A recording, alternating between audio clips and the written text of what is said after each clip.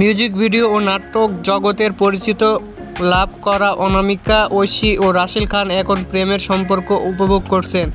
দুজনেই খোলাখুলি স্বীকার করেছেন তারা একে অপরের সঙ্গে সময় কাটাচ্ছেন এবং সম্পর্ক এগোচ্ছে ভালোভাবে। রাসেলের সঙ্গে ঐশীর প্রথম দেখা হয়েছিল 2021 সালে একটি রেস্টুরেন্টে। পরিচয় থেকে বন্ধুত্ব থেকে ভালোবাসা সবই হয়েছে ধীরে ধীরে। ঐশী একসময় অন্য একজন মিউজিশিয়ানের সঙ্গে বিয়ে করেছিলেন, যা শেষ পর্যন্ত বিচ্ছেদে গড়ায়। এরপর আবার রাসেলের সঙ্গে তার যোগাযোগ ফিরে আসে। রাসেল বলেন, 2 মাস হলো আমরা একে অপরের সঙ্গে সম্পর্ক কন্টিনিউ করছি। ঐশীর চোখ আর হাসি আমার সবচেয়ে ভালো লাগে। সে অসাধারণ মানুষ। ভালো কিছু করার জন্য সে নিজের সব কিছু দিতে পারে। আমরা ভবিষ্যতে একসঙ্গে থাকতে চাই। এখন চুটিয়ে প্রেম করছি, দ্রুত বিয়ের প্ল্যানও আছে।